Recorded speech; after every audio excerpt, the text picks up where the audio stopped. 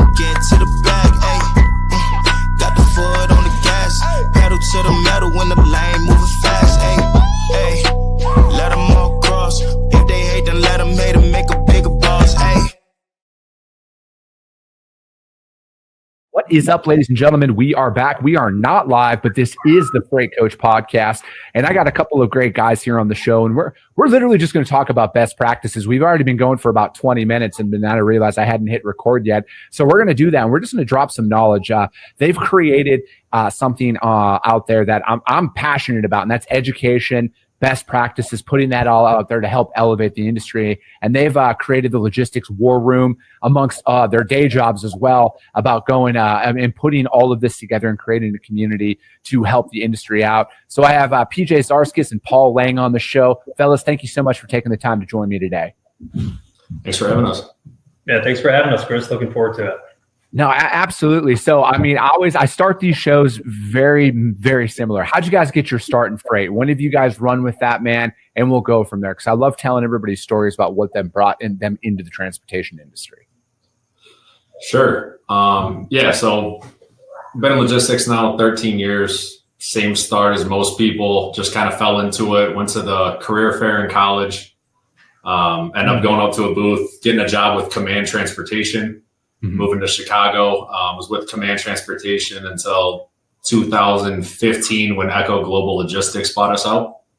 And then stayed with Echo until 2021, left and went to a freight tech startup in New York for a couple of years, and then came over and joined HMD. Nice. PJ? Yeah, so similar story in terms of timeline. In the industry, 13 years. Most of my career has been spent working on the asset side of the business. I started as a dispatcher, then kind of mastered sales and got into more kind of customer-facing roles. Had an opportunity to build out 2 brokerages for mid-sized like trucking companies, asset-based companies, 300 plus trucks at the time, and exited for a brief period of time. I opened a staffing company. So I had a startup. We opened essentially like a dispatch service out of Ukraine, the western side of Ukraine. We ended up selling that, exiting, and ended up at Benefit HMD. Benefit was actually one of our clients at the time. And, kind of had a really good relationship. Henry, the owner of the company, gave me a really great opportunity to kind of, build out essentially a brokerage arm for his enterprise. And it's been here ever since. Still work, directly with our asset side quite a bit as well. We kind of manage, we have like a centralized sales team. So I manage all of the, customer relationships for most of them, for the most part. And then we, work directly with our asset side there. So what's that like, man? Balancing all of that out, because, when you're out there prospecting shippers, in any market, but especially right now, you're always hearing, we're asset only. Are you guys leveraging your guys' fleet, and kind of how are you balancing that out? Or is it like, no, we're a complete separate entity. We're out there selling just full pure brokerage? Yeah, that's a really good question. So the way we sell right now is we're not selling a specific company when we're approaching our clients. We're first and foremost kind of identifying their needs and then applying the right solution. Right. To your point, yes, we do hear that, shippers want assets a lot more than brokers right now, right? For many different reasons. And many of them I don't agree with, because they're simply false. They're misconceptions. So it does help get a shipper's attention, the fact that you have assets, but it's not necessarily easy to convert them just because you have assets, right? Because you're limited to what your assets can do, right? And again, if, oftentimes we'll provide our assets, we'll put our assets forward, get set up, and then, they're like, absolutely no brokerage. We can't work with your brokerage side. Like, okay, well, am I pricing against other asset companies, or am I pricing against brokers as well? Because, if we're pricing against brokers at that point, there's really no way for us to compete, right? Because the common misconception, Chris, that I found is, and not to be naive, this isn't the case every time, but shippers will assume that if I remove the broker, the middle guy, I'm going to get a better rate. I'm going to have more control, more visibility over my capacity, right? Where my freight's at and all that. And on the flip end, it's usually the same thing with the carriers, right? So most of my career, again, has been on the asset side of the business, working with trucking companies. And, oftentimes we're like, well, if we build our own sales team or, start our own brokerage, if we cut out the middleman, go direct to shipper, we're going to get better paying freight. Couldn't be further from the truth. Just not the case, right?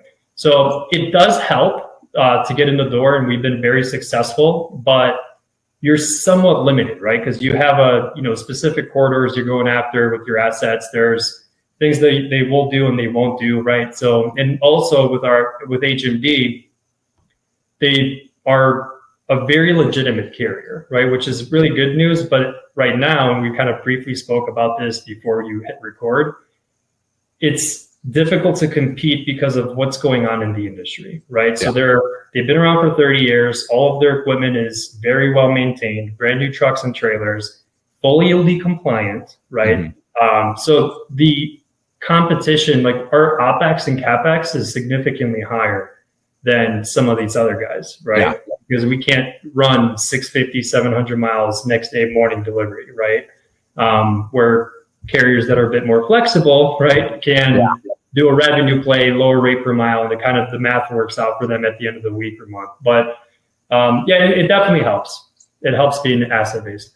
No, and I feel like that's, it's tough to get to that point that you're describing right now in the sales process with a lot of shippers, right? Because it's like, when I'm out there prospecting, you're kind of stopped at the initial point of contact in today's market, right? Like it's very, like when you get a decision maker on the phone, it's rare, man. I'm saying, like, if I'm making 50 cold calls a day, out of the entire week, you might get one on the actual phone in that entire week.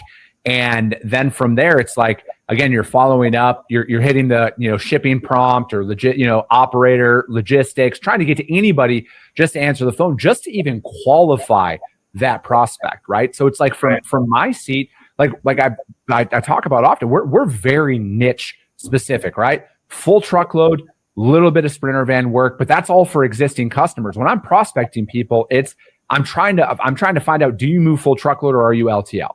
Right? Because at the end of the day, I do not do LTL. I don't want to waste your time. But to even get to that point, it's a lot more challenging than it has been in the past. And to have that deep sales conversation that a lot of people want to get to, it takes so much effort just to even get to that point. And then when you're sitting there and you're talking about what you guys are describing, like, hey, we're very legitimate. We are by the book. Our safety record speaks for itself. I mean, for a carrier to be in business for 30 years, for anybody to be in business for 30 years, that says a lot about how they operate.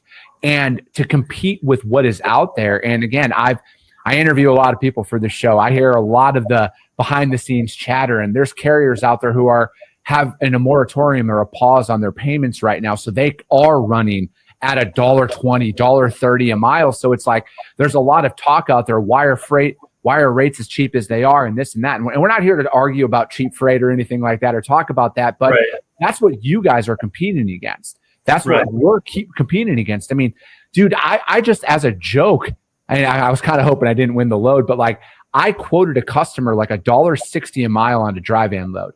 They said I was $300 above what they paid. $300. They know what they're doing, right? And again, I don't even get upset about that, right? I can't blame the procurement guy, right? And for us, we're bootstrapped, right? So we don't have any private equity or VC money backing us. Everything is organic growth through actual, or good business, right? Good business practices. So the growth is not as quick because we can't just buy market share and do large revenue plays. But also it's a great differentiator, right? Because there's, the reason I think why, we're as successful as we are, we've grown more actually in the bad market, Chris, than we did in the good, is because we do have a lot of really great customers, a lot of really great partners, long-term guys that we've been doing business for a long time. And they like the, consistency and peace of mind knowing that, hey, we're working with a carrier who is, going to be around for a long time, right? Financially stable, doing things the right way.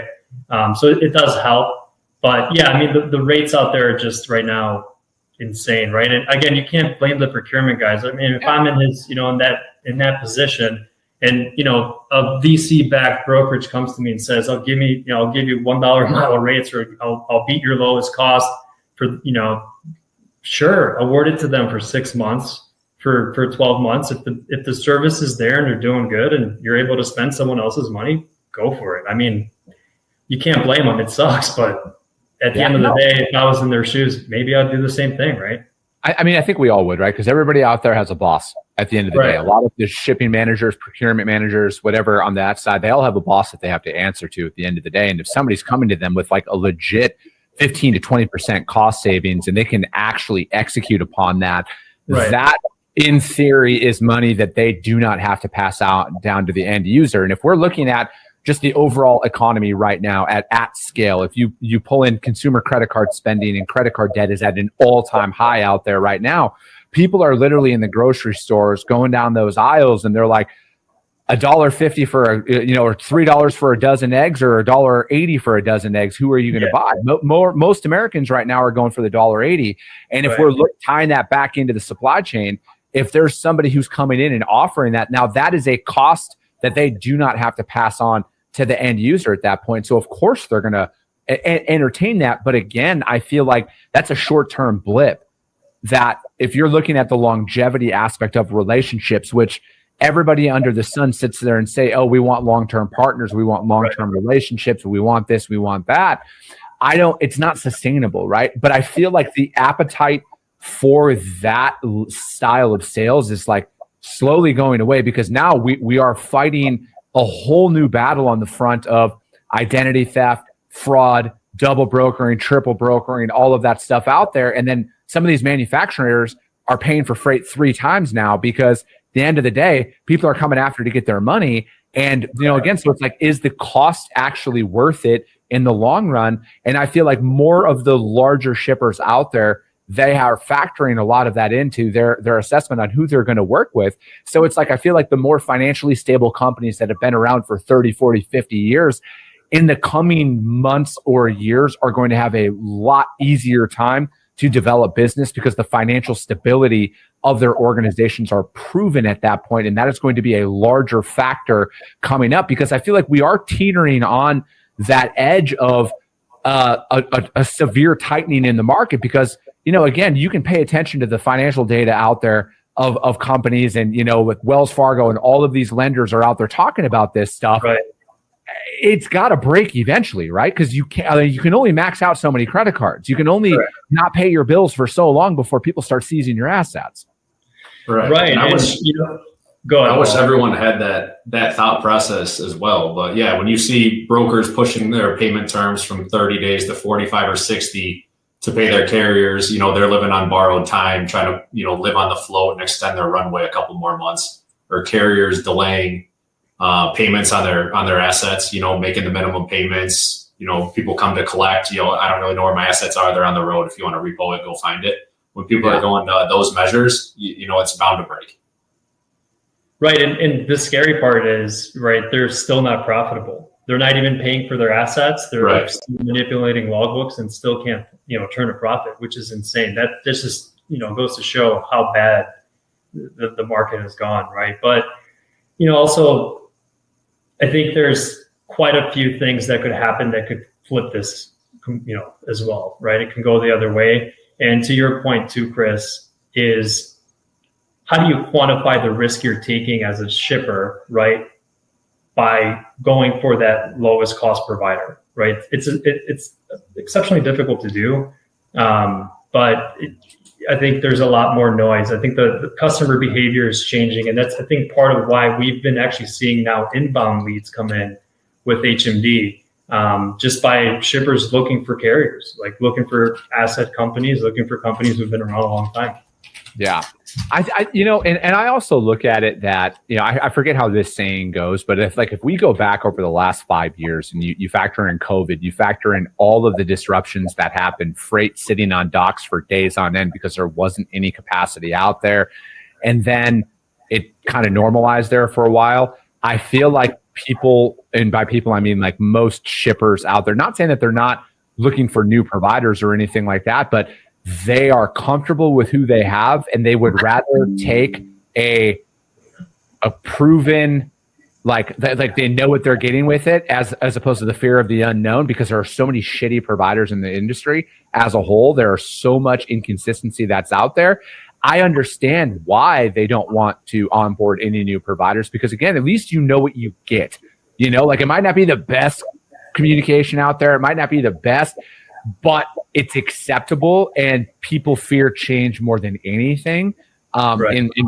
And so I feel like that's also one of those driving factors that needs to be taken into consideration a lot more. So it's going to boil down to how much do you want the business, right? Like how much are you willing to go after some of these people? And that's why, I'm talking about it on the show as much as I do. When you choose that niche, especially if you're going out there and trying to build a book of business from scratch, or you're taking over an existing book of business, leverage that and go out and build inside of that vertical, as opposed to the old spray and pray methodology, which used to work. I just have not experienced success with that. When I'm out there prospecting today in today's market, my longest shippers are Open Deck, right? And I've been working with them the whole time. All of our business that we've developed from a new business perspective in 2025, we've onboarded like 8 new customers in 2025, all because of our niche, all because we're like, hey, listen, we only do Open Deck. I understand you might have some other freight, but we do full truckload, we do Open Deck. And then we're able to talk to them about some intricacies that most people don't know, because they're a generalist at that point, right? They're like, oh, we move it if it has 18 wheels. Like that's their fucking sales strategy. Right.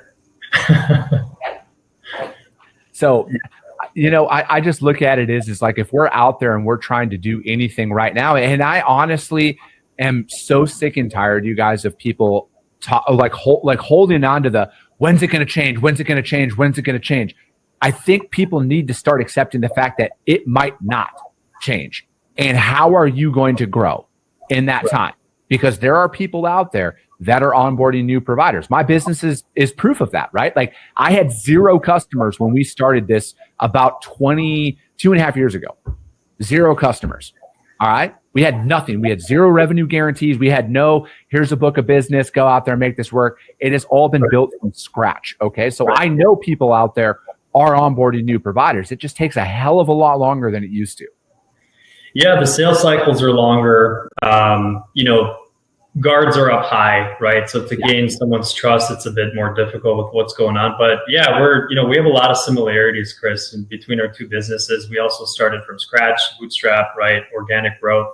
And, we've actually grown more in the past 3 years than we did during, 2021, 22, because at the time we weren't really doing any, outbound type work. We weren't looking to acquire new business because we had to take care of our existing customers, and we had so much volume with the existing customers that we were just slammed.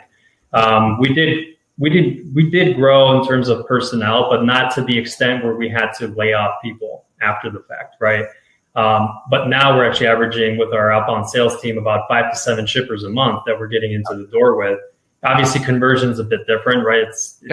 We're not converting at all 5 or 7, but there's still a lot of opportunity, to your point, to close new business. And you hit the nail on the head.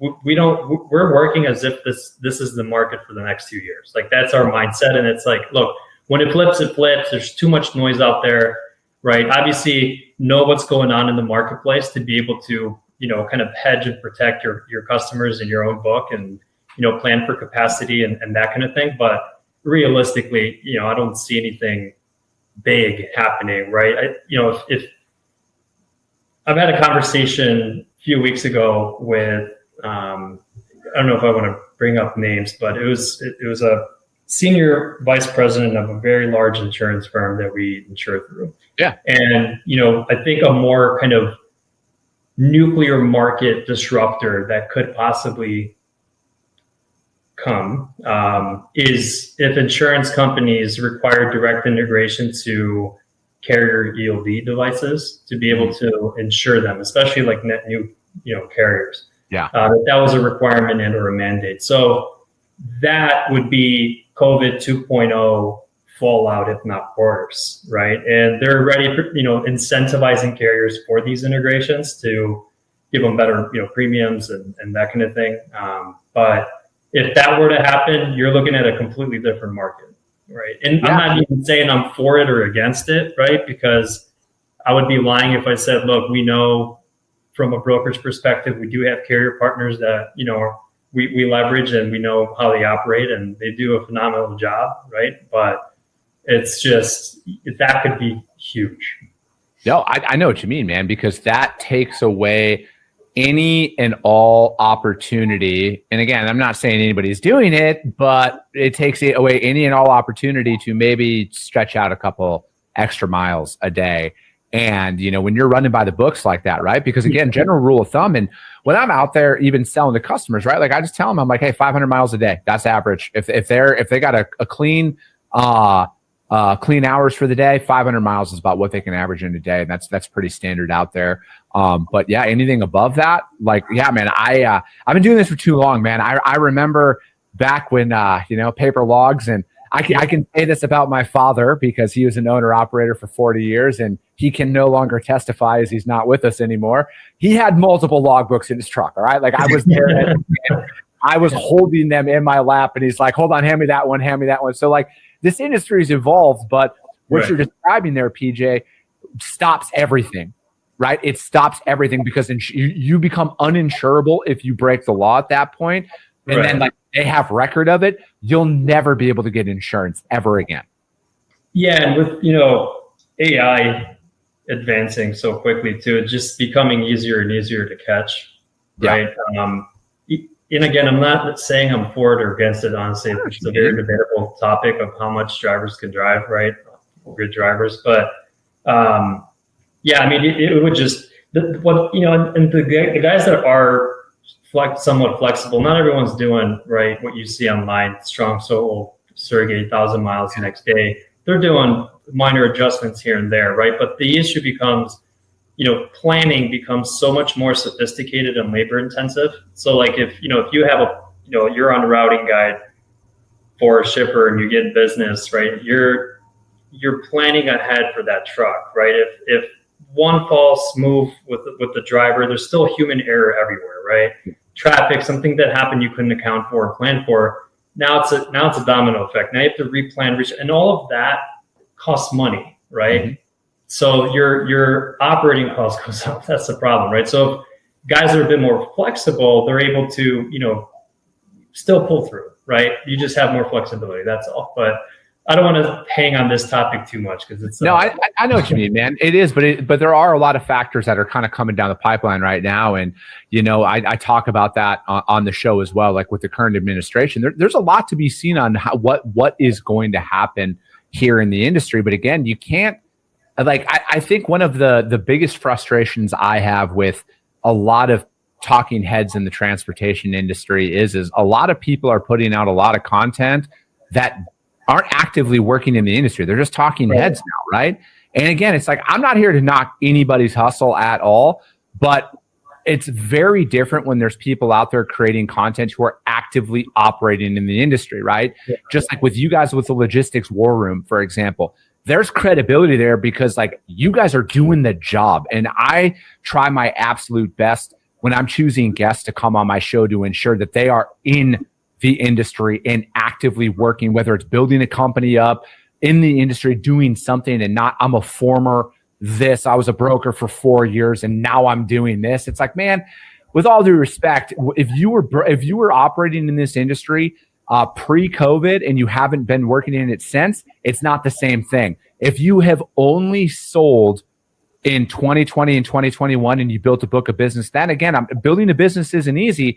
But when you're selling in a pandemic, it's vastly different than a post-pandemic market and stuff like that, right? So it's like, I love talking to people who've been doing it for as long as you guys have, because you guys have been in it pre-COVID. You guys were doing it when eFax was a big thing, when we had to send our rate cons via that way and stuff like that, and seeing the evolution of the market. So what was like the main, speaking of logistics war room, what happened where you guys are like, we got to create a community here? Was it all the noise that you see on social media and all the people kind of like talking shit about drivers and brokers and shippers? And it's like, hey, there's got to be a group of people out there who actually care about the industry and want to build it up and help elevate others.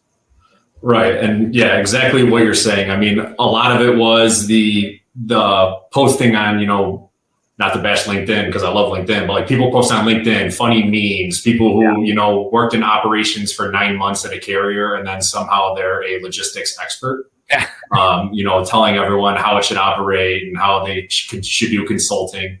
But really, we wanted a community for people to collaborate, share ideas, be able to help one another. And PJ and I were always getting asked to go out to dinners with carriers or customers, lunches, you know, in-person visits. And it was the same questions getting asked every time. So people asking us, hey, how'd you build a brokerage? How are you getting in with Fortune 500 customers? How are you, you know, building your sales team? What are you using for carrier vetting to prevent fraud? And it was the same questions over and over. And me and PJ kind of collaborated, got together and like, hey, instead of doing these lunches every time and wasting, you know, people's money and people's time of other stuff to do, let's put a website together where we can put our ideas, our lessons, and build classes within, you know, school, within the war room.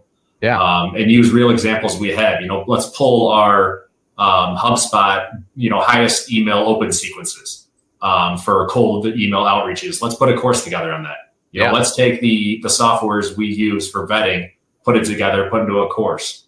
And we collaborated with people like Eric Williams from Beagle to put a course together on, you know, the RFP process and how you can use your internal tools as well as additional help like Beagle to handle that course. And then we have additional courses that we're building now and collaborating on to continue to add educational topics. But, you know, for me personally, there's a ton in freight I still don't know and I want to learn. So it's exciting for me for like, if we got a person on there, hey, I specialize in air freight. I don't know anything about air freight.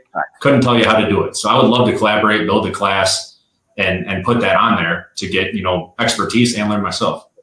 And that to me is like the literal purpose of why I do my show every single day is I want to put so much quality information out there where people don't get screwed over by, you know, I use the, you know, like term, because like, I don't know if you guys remember, there was an uprising of like paid courses where it's like, oh, take this course and learn how to broker freight, or take this course and all of a sudden you're a carrier. And I just got so many calls from people who are like, I spent my last $2,000 and they didn't teach me how to do anything. Can you help? And I'm like, damn, dude. And I'm like, but again, I'm like, there is so much I need to learn about the industry still, but it's also like, hey, how do we put the right information out there to highlight the right people, the right companies? Because it's like, dude, I am not afraid to put how I sell out on the show. I literally tell people exactly what I say on our cold calls, what we do from an email correspondence. I do all of that stuff because am I going to be for everybody? Absolutely not. But if this helps somebody apply it to their business and see a difference and gain customers and grow, that's not taking food off of my plate at all. You know, and I feel like that's how we actually elevate others in the industry. That's how we help keep people in business. So a lot of like the ulterior stuff just goes away and it gets drowned out because like, dude, there's a time and a place for humor. All right, there is. I have a childlike, immature sense of humor out there. But like when I'm at work, like I got a family to feed. You know, and it's like I take this stuff very seriously. Like I have everything on the line. All right. Like I have no 401k. I emptied all that shit to make this stuff work. Right. So it's like, I want to put that information out there because it's like, if that helps somebody else avoid some of the early pitfalls I've made in business, you know, like I talk about how the best decision I made in business was when I hired my attorney to start creating contracts because I got hosed out of about, you know, over $10,000 that I didn't have that could have possibly put me out of business, or keeping my CPA in my back pocket to help me structure my business properly, to help lower my tax burden at the end of the year, because just like everybody, I hate paying taxes, but I want to pay what I have to pay. And it's just little things like that. How do we put that out there to keep people in business? Right. And that's why when we, you know, built this and put it together, I mean, we put a little fee on it, $9 a month, but that's, you know, just to pay for the website and some of the tools we use. We're like, hey, you know, skip Starbucks in the morning and you covered your fee for the month. Yeah. You know, we're not trying to get rich off it, but yeah, we, you know, put tools and email sequences we actually use. And we've had testimonials from people on it saying, hey, we used your sequence. I just changed, the name, my personal name and the company name, send it out, and we had a 37% open rate. we did 10% better than we did with our own sequence. So it has proof. How have you guys seen a growth, like when you're out there prospecting business right now? Like what is the response from people who are inside of your guys' group now about, like, is it coming from cold calling? Is it coming from email? How are they developing business right now? Is there one that's taking kind of precedent over another? Very difficult to quantify or because so our current sales process is we're doing everything, right? So we've got email sequences for every single one of our reps going in the background, LinkedIn sequences via LinkedIn Helper, and then cold calling. Oftentimes, you'll get an auto reply, let's say out of office, and they'll give you other names, and then that results to them calling the office, name dropping a little bit for some familiarity. It's difficult to really, put the finger on what works more. We've had a lot of success with email, but I can't attest that all to just email. I think cold calling is still number one. A lot more companies are beginning to implement email sequences, especially now with AI, because everyone could put a sequence together. Yeah.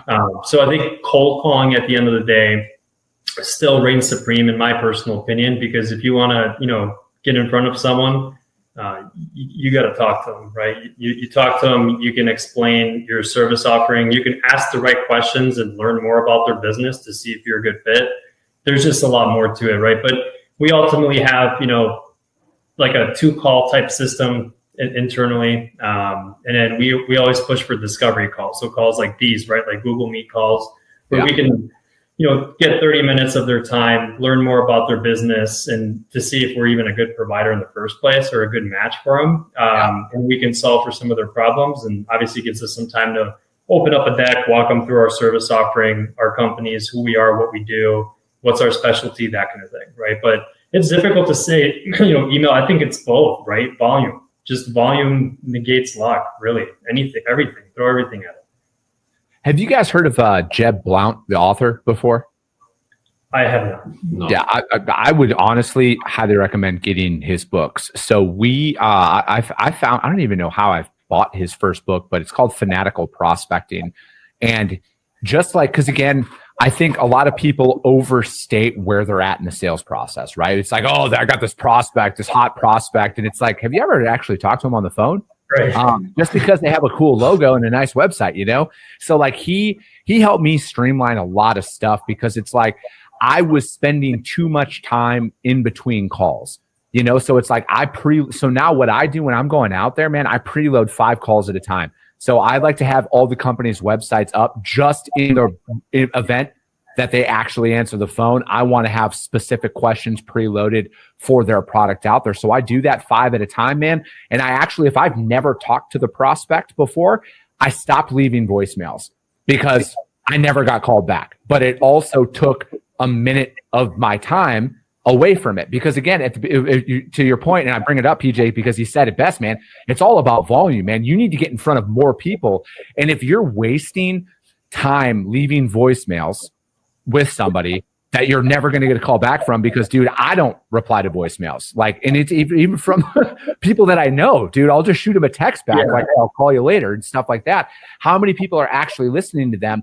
And if you're adding it up, say you make 50 calls in a day and you leave 50 voicemails, that's like an hour's worth of voicemails that you're leaving in a day. How many more calls could you get back out there if you stopped leaving voicemails in that initial prospecting phase? Now that changes on the follow-up. Like, hey, I talked to PJ, the decision maker. I talked to Paul, the decision maker over there. They recognize my voice. When I follow back up, I want to leave a voicemail at that time because I want them to remember my voice every time I call. So that book laid it all out for me. And I'm like, holy shit. So like that saved time to where it's like, now, man, if I hope people answer the phone, but the reality is most people don't. Dude, I can get like 40 dials in an hour now. If I'm in the zone, I'm rocking out 44 calls in an hour at that point, at that phase. And then when I switch over and I'm doing my follow-ups of the prospecting, I take more time to it. And then I could probably get down to about 20 if I'm leaving voicemails. Again, I'm being strategic about the messaging that I'm leaving at that time. And Fanatical Prospecting laid it all out there. And then he also has a really good follow-up book called Objections. And it talks about how do you navigate through that, right? Because cost is a thing and there's a bunch of objections, but it doesn't matter. The industries are kind of all the same. And most importantly, how are you preparing your reps to handle the objections? Because you're going to get faced with them. And I don't want to take credit. This is 100% PJ on this, but he does with our entire sales team, calls every Tuesday, Thursday morning. And I sit in on them too, just because it's great practice. But we sit there for, hour and a half sometimes and just go through role play and do objections, answer the phone. Hey, this is Paul, whatever, we're customer routed. We do assets only. And just so our team is used to hearing that and then knows how to answer those questions and get around it. So, he does a phenomenal job getting them all trained up with that. That's the best value add you can give out there. It's just the comfort of experiencing it, right? It's all about reps, man, at the end of the day. Like if you want to get better at cold calling, eventually you got to get you got to rip the Band-Aid off. You got to get hung up on. You got to get told no. You got to get told we're customer routed. So then you build up the comfort to know that at the end of the day, nobody's going to reach through the phone and punch you in the face. All right. Right. You're literally like the worst case. I actually implemented a strategy. If somebody hangs up on me, I just instantly break out laughing. Like I started doing it and I started like making it into like a humorous interaction. And that's helped lower any potential anxiety that comes along with it. Right. Like I got hung up on yesterday. Like it happens to all of us. Yeah. Oh yeah. Yeah. Once you stop getting embarrassed and stop caring, you succeed so much better in sales. It took me probably 2 years to get past that point on the, I was always carrier side. It took 2 years to get past that. Once I realized I don't care if they say no, I'm going to get no's, then you're just, you feel free on the phone. No, sorry. Go ahead, PJ. Yeah, no, it's just a few points there, right? The volume versus quality. I see a lot of like posts on LinkedIn too and memes and, kind of one shitting on the other. It's like air versus water. You need both, right? Like you don't get quality without volume, number one. Number two, both are equally as important. You need both volume and quality, right? On cold calls. There's sales reps that could do 550 calls a day. There's sales reps that can do 50 a day, right? It kind of, depends on, we have a firm 150 a day per rep, but that's all they do. Their entire job, entire day consists of cold calling, business development.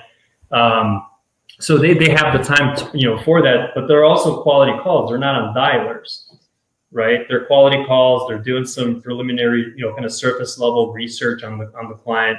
Yeah. And then we have more targeted campaigns too, where we'll put together with each individual rep, right? If they, let's say, came from, with experience in flatbed, for example, right? To talk more into that. And we'll reach out to all mining and mineral, right? Or anything that could go on flatbeds. We'll put together a list and then they'll do some research beforehand and then set themselves up for, a hard, like 1 hour, 2 hours of just reaching out and prospecting these guys, right? And qualifying leads.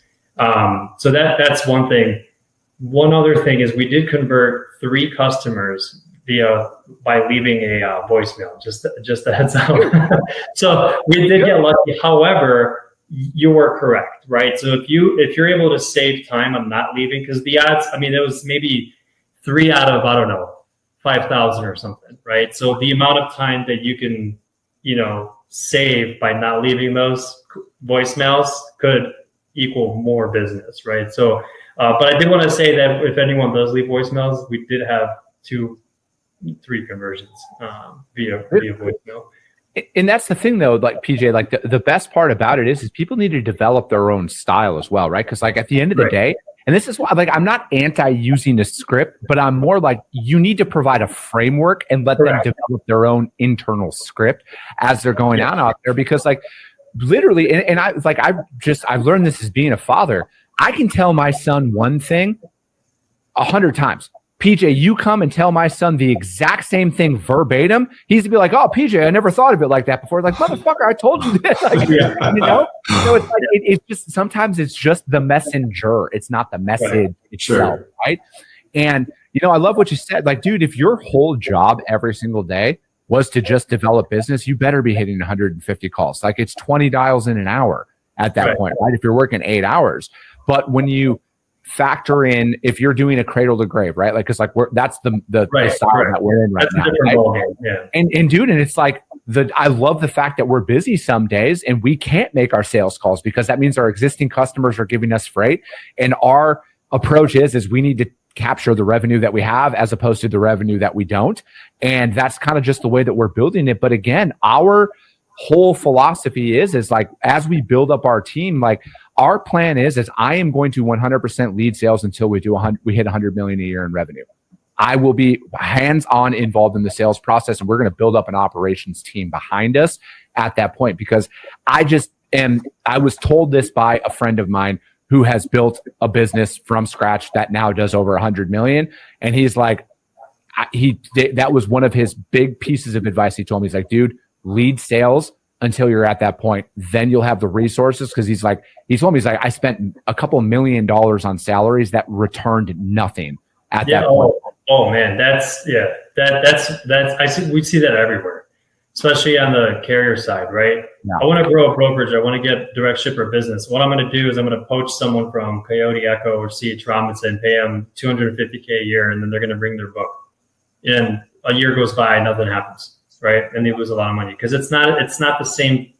It's not the same style. You can't. It very rarely does that work out. I'm always going to be for build out your own process, build out your own, sales team, and your niche. And you mentioned another really great thing is scripts, right? Like we also I don't believe in that. I don't believe in reading word for word and having scripts. We have a framework, and we have everyone put together based on that framework in their own terms, in their own way of speaking, a personal introduction, reason for the call, right? Pitch, objections, right? So we collect every single objection that we hear, and every single one of our sales reps in their own words have to come up with rebuttals. And we'll go over all of them in front of the entire sales team, right? In their own speech. Tell them all the time, go to the meeting room, driving home from work, record yourself, say it out loud, send it to me. And if you get stuck on any word, cross it off and don't say that word. Yeah. Right. And don't try to sound smart. Most people statistically read at like a 3rd or 6th grade level, right? Yeah. It's just, you're not calling rocket scientists. You're not calling financial institutions. You're calling people, everyday people just like us, right? Be organic, understand their problems, and provide the solution. Really, that's all it boils down to. But building rapport, understanding their needs, and also you get a lot where people are just slow right now, right? Like people don't have a whole lot going on. They don't have enough business to give to their incumbents, and then here's you, new guy, calling for business, right? Like it's going to take some more time, right? To your point earlier, right? It's just a longer sales cycle, but to have a very good CRM, have a good process, know when to reach back out, right? And I love your word track. How can I respectfully stay in front of you, right? Like that, those kind of things, right? And you set up reminders, tasks, sequences to reach back out, keep interest in that client, in that person, in that individual that you're building a relationship with, at that shipper. So, yeah. But, that's one of those things where we, I found like that objection. I don't even want to call it an objection. Is that, like the amount of people who are like, man, we're just not busy right now, right? Like you sound great. We want you to follow up with us, but like we can't even keep our current network busy with freight and stuff like that. So that's a really good point, man. And I want more people to take that into consideration as they're going through a lot of this, because at the end of the day, it's not you sometimes, right? Like it is the actual market, but there are opportunities out there for people if you're willing to fight for it. And dude, I love what you guys are doing with this, because like it sounds like you guys are organically growing people. And to what you had said earlier about the carriers that want to hire and poach somebody from a large broker and then think they're going to bring their book of business, I haven't met that many actual killers or hunters in the industry. I've met a ton of people who are account managers. And by account managers, I mean they were seeded with a book of business through house accounts, and then they just manage that. And again, that's a different sales style, to each their own.